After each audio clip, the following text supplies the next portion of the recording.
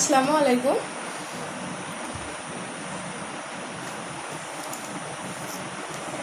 আমরা পড়ছিলাম সত্যেন্দ্রনাথ দত্তের লেখা আমরা কবিতাটি।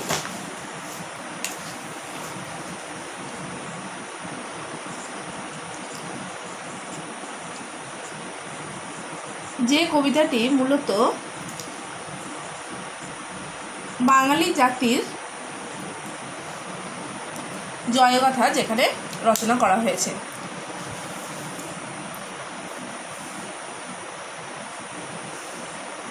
কবি সত্যেন্দ্রনাথ দত্ত তার জাতীয়তা বোধ থেকে তিনি এই কবিতাটি রচনা করেছেন।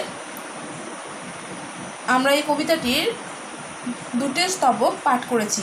সেখানে আমরা দেখতে পেয়েছি যে দুটি স্তবকেই যতটুকু অংশ আমাদের পড়ানো হয়েছে ততটুকু অংশের মধ্যেই আমরা দেখতে পেয়েছি কবি কিভাবে বাঙালি জাতির জয়গান গেয়েছেন। বাঙালি জাতি যে অন্যান্য আর 5টা জাতির মতোই শ্রেষ্ঠ, সেই শ্রেষ্ঠত্বের কথা তিনি প্রতি চরণে চরণে উল্লেখ করেছেন।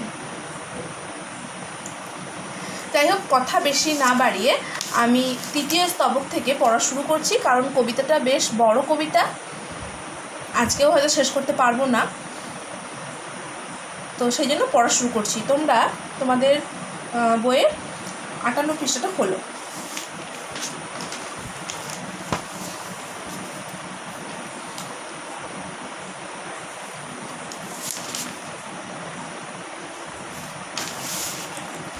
দেখো, জ্ঞানের নিধান আদিবিদ্বান কপিল সাংখ্যকার, এই বাংলার মাটিতে গাঁথিল সূত্রে হীরকহার। জ্ঞানের নিধান, নিধান মানে হচ্ছে ভাণ্ডার বা আধার।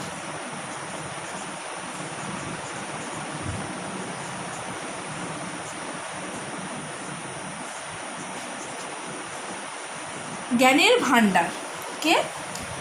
আদিবিদ্বান। দেখো বিশেষণ কী কী যোগ করা হয়েছে। আদিবিদ্বান, আদিবিদ্বান মানে হচ্ছে আদি মানে প্রথম, অর্থাৎ একদম প্রথম দিককার জ্ঞানী পুরুষকে এই কপিল সাংখ্যকার। সাংখ্যকার কী সেটা পরে বলছি। কপিল, আমরা প্রথম স্তবকে যে কপিল মুনির কাহিনী আমি তোমাদেরকে শুনিয়েছিলাম, সেই কপিল মুনি।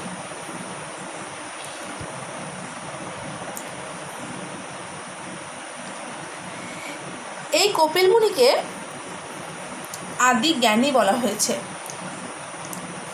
এই কপিল মুনি কে ছিলেন? তিনি যেমন একজন মুনি ছিলেন, ঋষি ছিলেন, গঙ্গার দক্ষিণ ভাগে যার আশ্রম রয়েছে,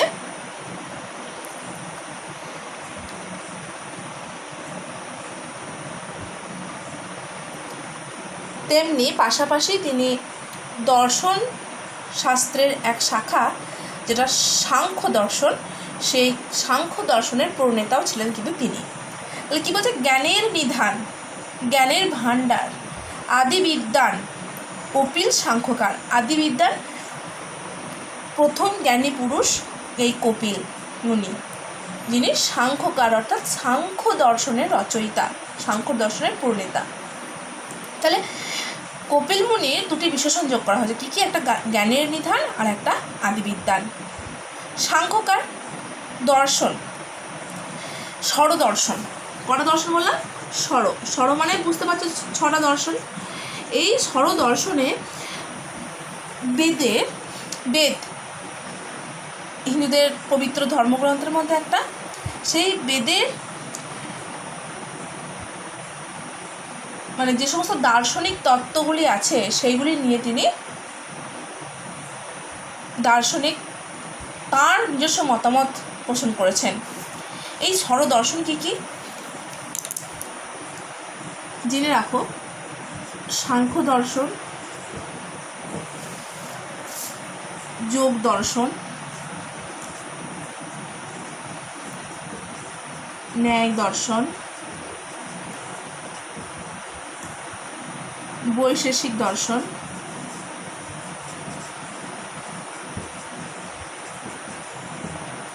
মীমাংসা দর্শন,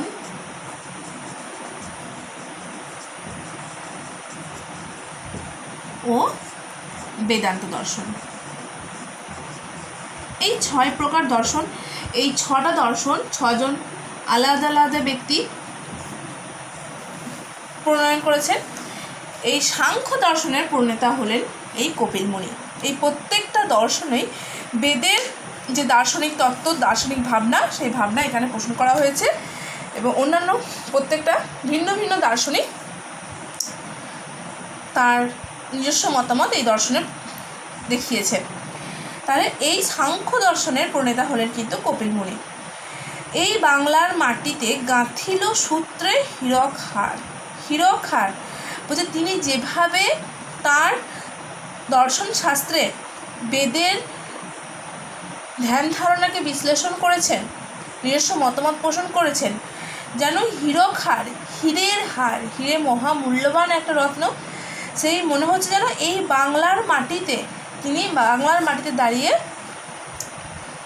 হীরের হার গেঁথেছেন। এরপরে দেখো,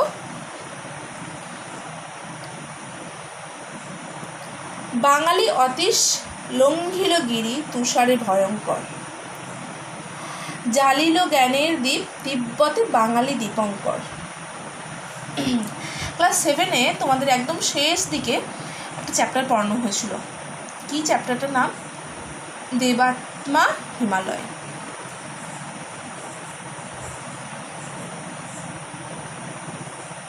সেখানে আমরা এই অতীশ দীপঙ্কর শ্রীজ্ঞানের নাম পেয়েছিলাম। তিনি একজন বাঙালি ছিলেন।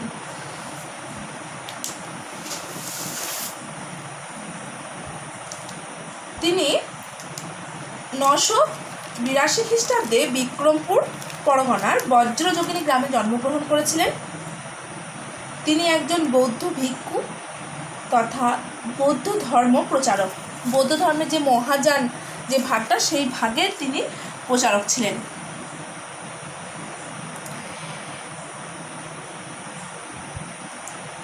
একটা জিনিস জানতে পারলে তোমরা অবাক হবে যে মাত্র 10 বছর বয়সে তিনি বৌদ্ধ ধর্ম এবং অবৌদ্ধ ধর্ম, মানে বৌদ্ধ ধর্মের বাইরে যে সমস্ত ধর্মগ্রন্থগুলো আছে সেই শাস্ত্রের পার্থক্য কিন্তু তিনি বুঝতে পেরেছিলেন।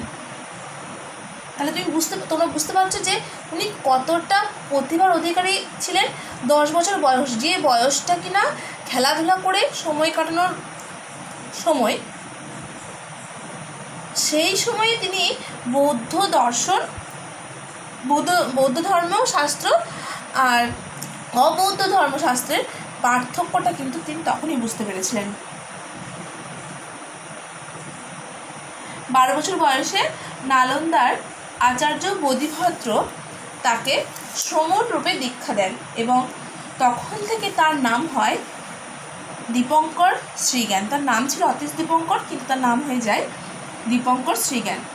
এরপর তিনি নানা শাস্ত্রে পাণ্ডিত্য অর্জন করেন।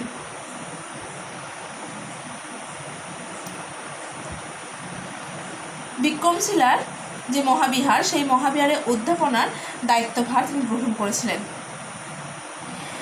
এই অতীশ দীপঙ্কর 1040 খ্রিস্টাব্দে তিব্বত যাত্রার প্রস্তুতি নেন।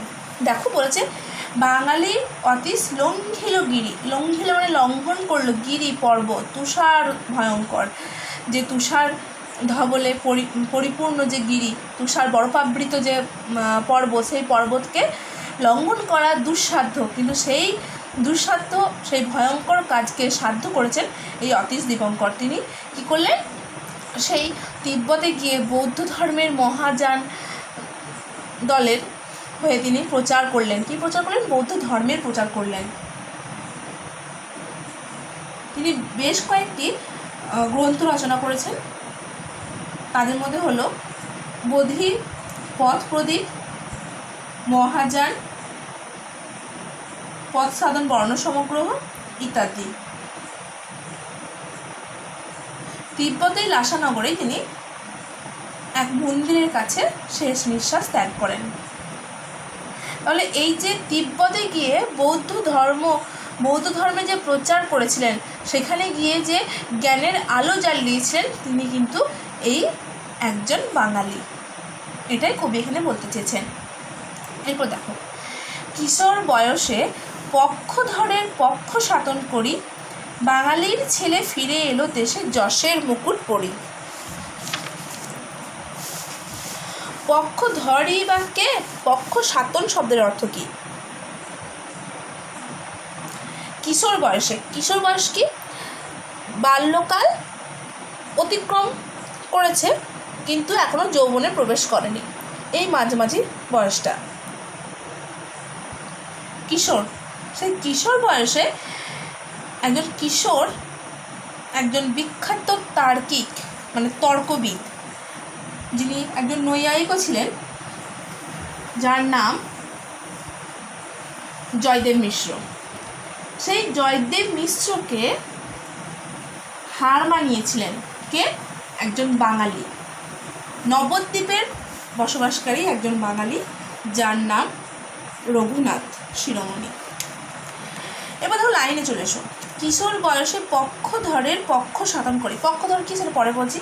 পক্ষ শাতন, পক্ষ মানে কি বলতো? ডানা, পাখির ডানাকে পক্ষ বলা হয়। ডানা কেটে ফেলা, পাখিকে উড়তে না দিতে গেলে কী করতে হয়? পাখির ডানাটা যদি কেটে ফেলা হয় তাহলে পাখি আর উঠতে পারে না। পক্ষধর, পক্ষধর কে ছিলেন? পক্ষধর হলেন মিথিলার একজন বিখ্যাত কবি তথা তার্কিক এবং একজন শ্রেষ্ঠ নৈয়ায়িক, তার নাম জয়দেব মিশ্র। এই জয়দেব মিশ্র এতটা জ্ঞানী ছিলেন এবং এত বড় নৈয়ায়িক ছিলেন যে তিনি যে পক্ষের হয়ে কথা বলতেন সেই পক্ষ সবসময় জয়লাভ করত।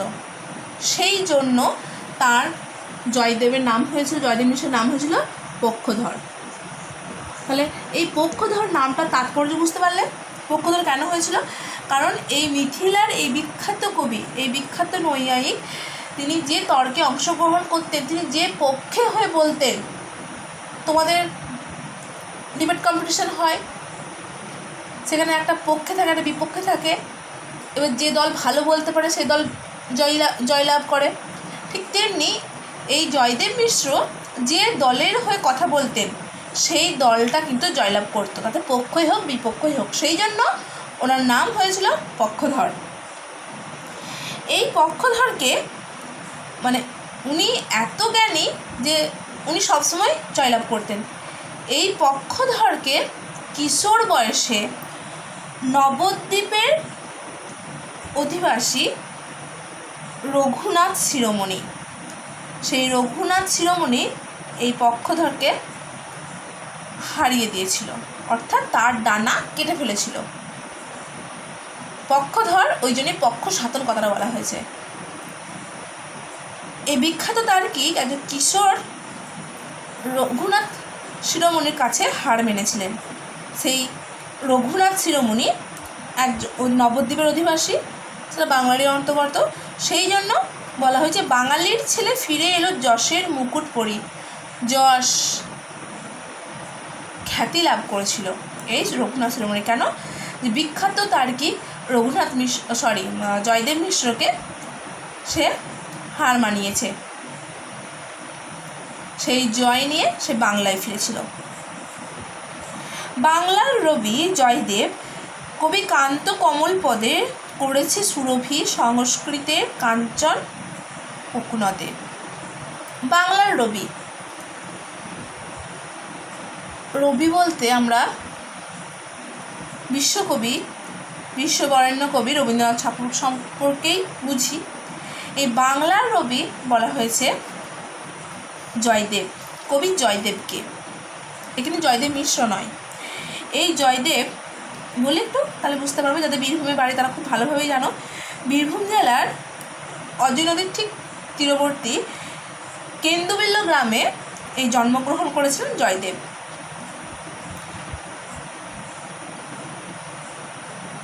জয়দেব নামে একটা গ্রাম আছে বীরভূম জেলায়, তোমরা প্রত্যেকেই জানো। সেখানে একটা বিখ্যাত মেলাও হয় প্রতি বছর। এই জয়দেব কেন বিখ্যাত?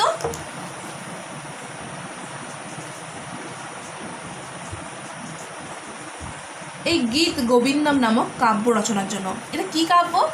এখানে রাধাকৃষ্ণের যে প্রেম আখ্যান তা গানের আকারে লেখা হয়েছে, অর্থাৎ তাদের যে রাধাকৃষ্ণের যে প্রেম লীলা, সেই প্রেম লীলাকে এখানে ব্যাখ্যা করা হয়েছে এই গীত গোবিন্দম কাব্যে। এই গীত গোবিন্দম কাব্যের জন্যই কবি জয়দেব বিখ্যাত। সেই জয়দেবকে বাংলার রবি বলা হয়েছে। এখানে শুধু প্রেম বিষয়ক এটাকে আমরা প্রেম বিষয়ক কবিতা, শুধু কাব্য নয়, এখানে ভক্তি রসও রয়েছে দার্শনিক তত্ত্বের সন্ধান।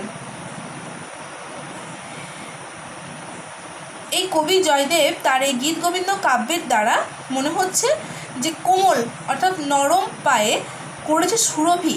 সুরভি মানে হচ্ছে সুগন্ধযুক্ত সংস্কৃতের কাঞ্চন কোকোনদে। এটা সংস্কৃত ভাষায় লেখা। দেখো, আমি গীত গোবিন্দ লিখিনি, কিন্তু গোবিন্দম কাব্যটার নামই হচ্ছে কিন্তু গীত গোবিন্দম। আমরা বাংলায় বলবো গীত গোবিন্দ। এই গীত গোবিন্দম কাব্যটা সংস্কৃতে লেখা, সংস্কৃত ভাষার একটা সাহিত্য নিদর্শন। সেই জন্য সংস্কৃত মানে সাহিত্যের কাঞ্চন মানে হচ্ছে সোনা।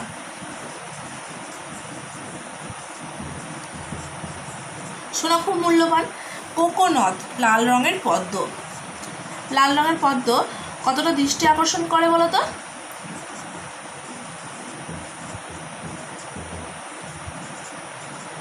দেখো, তাহলে এই কবি জয়দেবের গীত গোবিন্দম কাব্যটা সংস্কৃত সাহিত্যে একদম সোনা, অর্থাৎ লাল বর্ণের পদ্ম, সেই পদ্মবনের সোনার মতো জলজল করছে এই গীত গোবিন্দম কাব্যটি।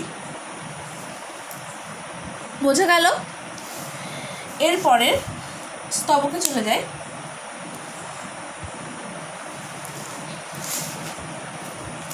স্থপতি মোদের স্থাপনা করেছে বড়ভূধরের ভিত্তি, শ্যাম কম্বোজে ওঙ্কার ধাম মোদেরই প্রাচীন কীর্তি। স্থপতি মোদের স্থাপনা করেছে বড়ভূধরের ভিত্তি, শ্যাম কম্বোজে ওঙ্কার ধাম মোদেরই প্রাচীন কীর্তি। বাঙালি জাতি যেমন সাহিত্যে তাদের কীর্তির পরিচয় দিয়েছে, ঠিক তেমনি স্থাপত্য শিল্প, বিভিন্ন শিল্পের ক্ষেত্রেও বাঙালি তার নাম স্বর্ণাক্ষরে লিখে গেছে। স্থাপত্য কি? স্থাপত্য হলো বড় বড় ইমারত তৈরি, বড় বড় মন্দির, এগুলো হচ্ছে স্থাপত্য। যেমন কুতুব মিনার, তাজমহল, এগুলো সব স্থাপত্যের নিদর্শন।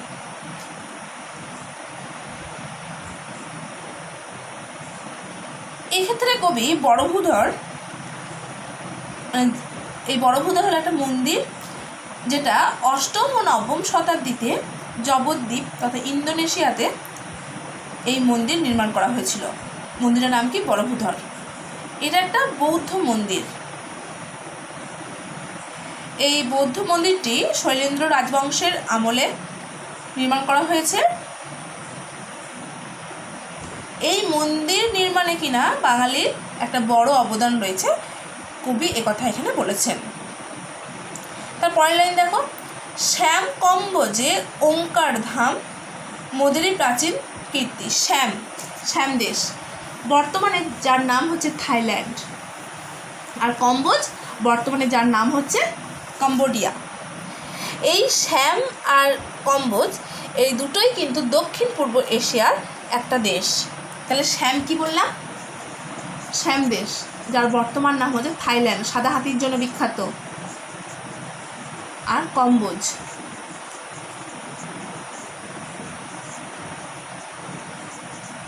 কম্বোডিয়া। এই দুটি জায়গায় রয়েছে ওঙ্কার ধাম। ওঙ্কার ধাম কি? আঙ্কর ভাট, যেটা মন্দির। দ্বাদশ শতাব্দীতে খমের বংশের রাজা দ্বিতীয় সূর্যবর্মনের রাজত্বকালে এখানে একটি বিষ্ণু মন্দির তৈরি করা হয়, পরে সেটি বৌদ্ধ মন্দিরে পরিণত হয়। এই প্রথম মানে এই স্তবকের প্রথম লাইনে যে বড়ভূধর মন্দির এবং ওঙ্কার ধাম নামক যে দুটি মন্দির নির্মাণে বাঙালির হাত রয়েছে এ কথা কবি এখানে স্বীকার করেছেন।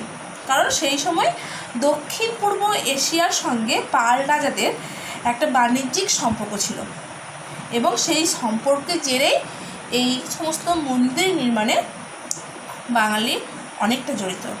তবে এর কোনো ঐতিহাসিক প্রমাণ পাওয়া যায়নি। তারপরের লাইন দেখো, ধ্যানের ধনে মূর্তি দিয়েছে আমাদের ভাস্কর, বিটপাল আর ধীমান, যাদের নাম অবিনশ্বর। অবিনশ্বর মানে হচ্ছে অক্ষয়, অমর। অবিনশ্বর, নশ্বর মানে যা ভঙ্গুর, অবিনশ্বর অর্থাৎ অমর হয়ে রয়েছে কে? এই ধীমান আর বিটপাল। এই ধীমান আর বিটপালকে, ধীমান আর বিটপাল হলেন পাল বংশের মানে পাল যুগের বাংলার বিখ্যাত ভাস্কর। ভাস্কর কাকে বলে? যারা পাথর কেটে কেটে বিভিন্ন রূপ দান করেন, বিশেষ করে মূর্তি তৈরি করেন পাথর কেটে, তাদেরকে বলা হয় ভাস্কর। এই পাল যুগের বিখ্যাত দুই ভাস্কর বাঙালি হলেন ধীমান আর বিটপাল। ধ্যানের ধনে, ধ্যান মানে হচ্ছে ধ্যান বা গভীর চিন্তা। এই যে নিজস্ব গভীর চিন্তা, এই চিন্তাধারার বাস্তব রূপকার, মানে সেই নিজেদের যে চিন্তা ভাবনা, সেই চিন্তা ভাবনাকে বাস্তবে রূপ দান করেছিলেন এই ধীমান আর বিটপাল। কী করেছেন? ধাতু এবং পাথর কেটে কেটে বিভিন্ন মূর্তি তৈরি করে।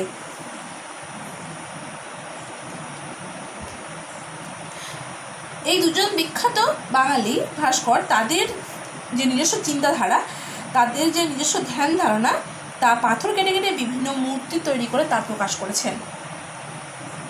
সেই জন্য তাদের নাম আজ অবিনশ্বর, অর্থাৎ তারা অমর হয়ে রয়েছেন ইতিহাসে। এরপরে কি বলছে দেখো, আমাদেরই কোন পটুয়া লীলায়িত তুলিকায় আমাদের পর অক্ষয় করে রেখেছে অজন্তায়। আমাদেরই কোন, আমাদের মানে আমাদেরই কোনো বাঙালি, সুপটু মানে যত্ন সহকারে, অত্যন্ত দক্ষতার সঙ্গে নিপুণতার সঙ্গে, পটুয়া অর্থাৎ চিত্রকর, পটচিত্র অঙ্কন করেন না, চিত্রকর বলছে আমাদেরই কোনো একজন চিত্রকর নিপুণতার সঙ্গে নিজের তুলির সাহায্যে কী করে? ছবি রং করে।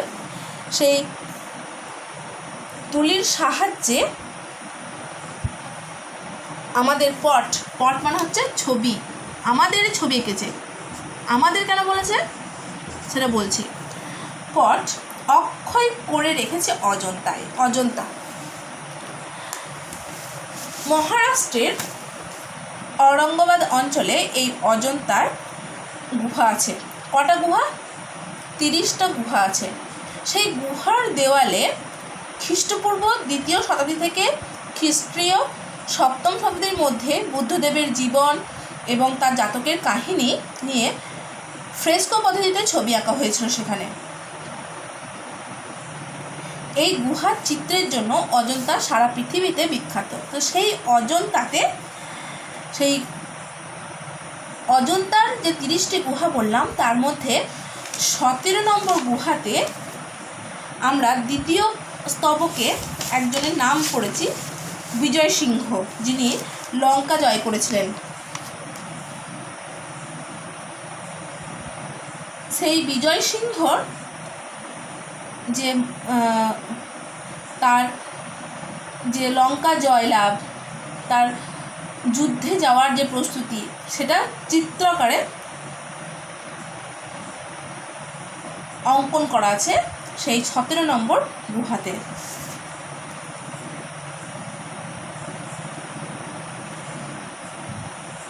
তাই কবি বলেছেন যে আমাদের অর্থাৎ বাঙালির চিত্র অজন্তার গুহার বুকে অক্ষয় করে রেখেছে কোনো এক বাঙালি। বোঝা গেল? এরপরে কি বলছে দেখো, কীর্তনে আর বাউলের গানে আমরা দিয়েছি খুলি, মনের গোপনে নিভৃত ভুবনে দ্বার ছিল যতগুলি।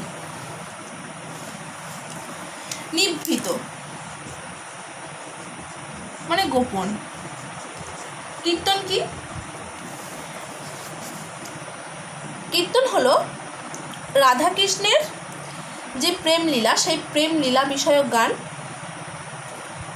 আর বাউল হলো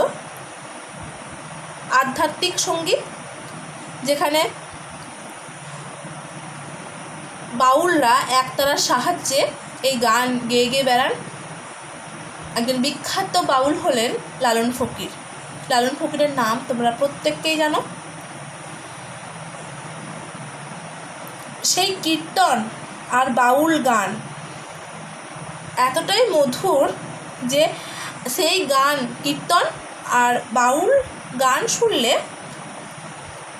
মনের যে মানে হৃদয়ের যে গোপন জায়গা, সেই গোপন জায়গাগুলোও যেন তার দরজা একে একে খুলে দেয়।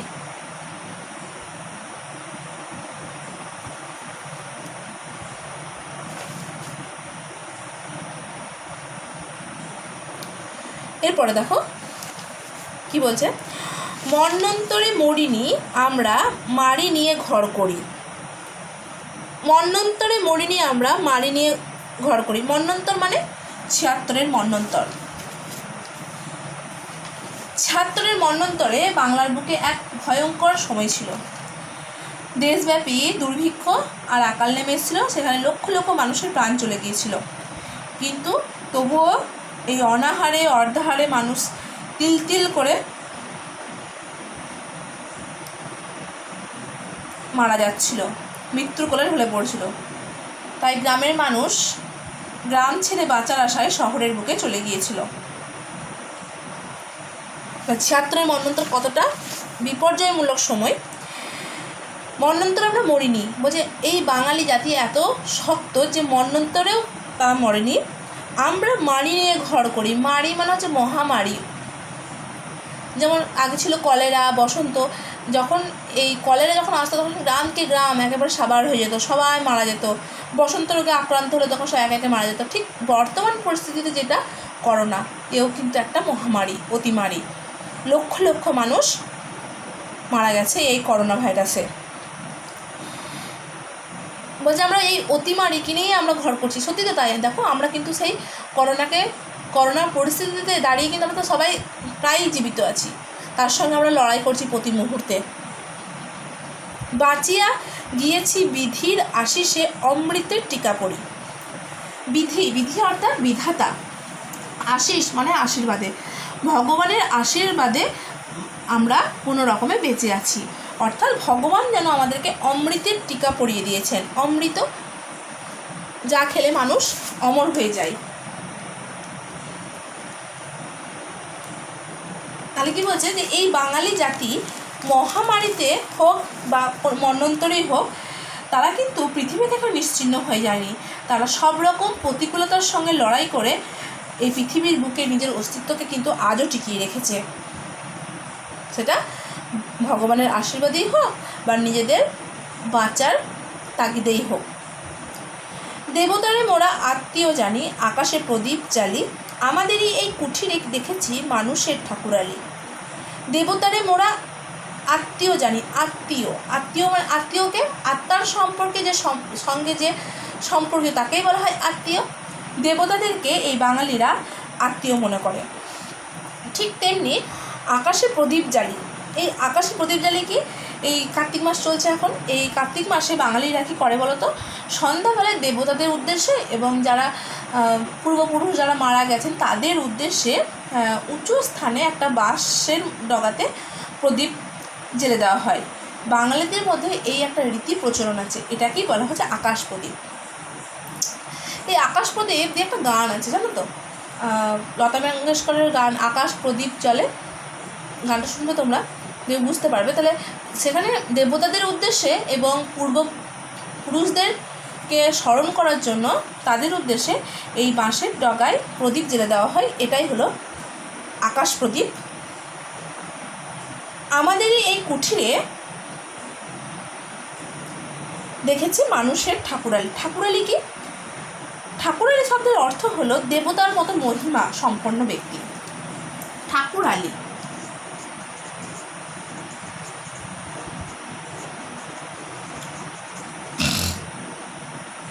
দেবতার মতো মহিমা কোনো মানুষের মধ্যে যদি পাওয়া যায় তাকে বলা হয় ঠাকুরালি।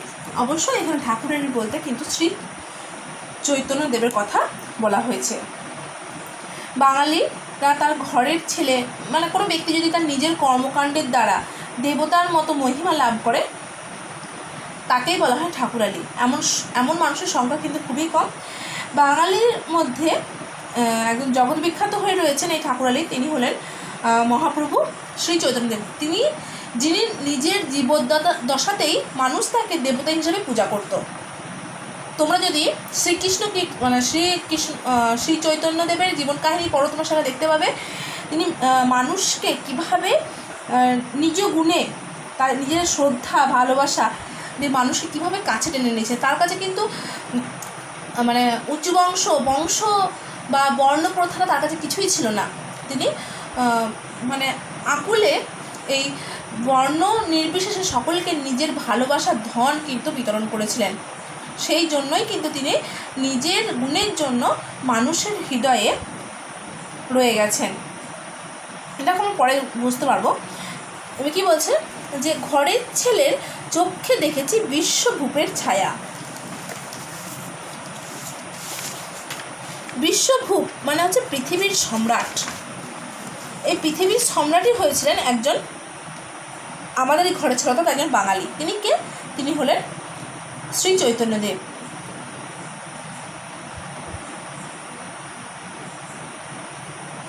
বাঙালি তার ঘরের ছেলের মধ্যেই এই বিশ্ব সম্রাটকে দেখেছিলেন।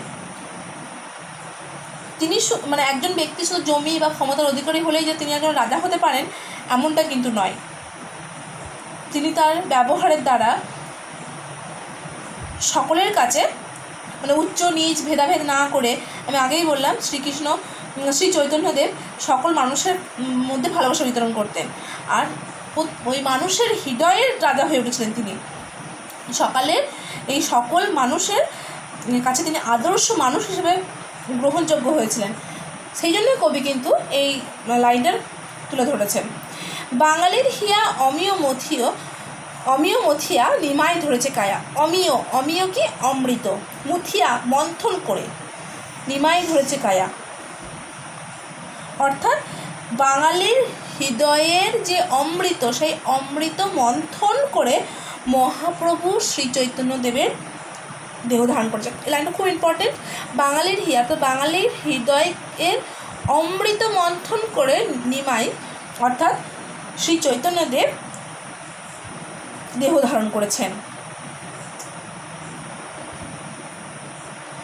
অর্থাৎ তিনি তার যাবতীয় সদ্গুণ দয়া, প্রেম, ভালোবাসা, ভক্তি, সততা এই গুণ দিয়ে মানুষের মনের মধ্যে জায়গা করে নিয়েছিলেন। এর পরের লাইন দেখো, বীর সন্ন্যাসী বিবেকের বাণী ছুটেছে জগৎময়, বাঙালির ছেলে ব্যাঘ্র বৃষবে ঘটাবে সমন্বয়। বীর সন্ন্যাসী অর্থাৎ এখানে স্বামী বিবেকানন্দের কথা বলা হয়েছে, যিনি কী করেছিলেন? তোমরা স্বামী বিবেকানন্দের সম্পর্কে জানো নিশ্চয়ই যে তিনি আমেরিকার শিকাগোতে গিয়ে এক বড় ধর্ম মহাসম্মেলনে তিনি প্রাচীন যে হিন্দু ধর্মের যে আধ্যাত্মিকতা এবং সেই দর্শন সেই বিষয়ে বক্তব্য রাখেন। কিন্তু সেই মুহূর্তে মানে ইউরোপীয়রা ভারতীয়দেরকে কিন্তু ঘৃণা করত। কিন্তু তার এই বক্তব্যে শুধুমাত্র আমেরিকাবাসী নয়, সারা পৃথিবীর মানুষ মন্ত্রমুগ্ধ হয়ে শুনেছিলেন এবং তিনি প্রচণ্ড পরিমাণে হাততালিও পেয়েছিলেন। এই বিবেকানন্দের বক্তৃতার জন্য তিনি জগৎ জুড়ে তার এই বাণী ছুটে চলেছে, আর তার পৃথিবীর বিভিন্ন প্রান্ত থেকে বহু মানুষ তার কাছে আসেন শিষ্যত্ব গ্রহণের জন্য। এই কারণে এই কথাটা বলা হয়েছে যে তার বাণী ছুটছে জগৎময়। বাঙালির ছেলে ব্যাঘ্র বৃষবে ঘটাবে সমন্বয়। ব্যাঘ্র মানে বাঘ, বৃষভ মানে ষাঁড়ের আর গরুর বাঘের মধ্যে মিলন ঘটাবে, সমন্বয় মানে মিলন ঘটাবে। বাস্তবে কি সম্ভব? বাঘে আর গরুতে বা বাঘে বা ষাঁড়ে কখনো কি মিলন সম্ভব নয়, এটা একটা অবাস্তব। কিন্তু এই অবাস্তবকেই অসম্ভবকেই সম্ভব করেছেন বাঙালির ছেলে স্বামী বিবেকানন্দ। তিনি ওই শিকাগো শহরের ধর্ম মহাসম্মেলনে যে বক্তৃতা দিয়েছিলেন, সেই বক্তৃতার ফলে ইউরোপীয়রা যে তখন ভারতীয়দেরকে ঘৃণা করতো, হেয় চোখে দেখতো, সেই রকম পরিস্থিতিতে সারা পৃথিবী জুড়ে বহু মানুষ তার শিষ্যত্ব গ্রহণ করতে এসেছিলেন। এই জন্য এটা শুধুমাত্র একজন বাঙালি বলেই কিন্তু সম্ভব হয়েছে, একথা কবি এখানে বলতে চেয়েছেন। আজ তাহলে এটুকু থাক। বাকি আর তিনটে যে স্তবক রয়েছে সেই তিনটে স্তবক পরের ক্লাসে আলোচনা করে দেবো। আজকে যতটুকু পড়ানো হলো ভালো করে পড়ে নেবে। আজকের ক্লাস এই পর্যন্তই। আসসালামু আলাইকুম।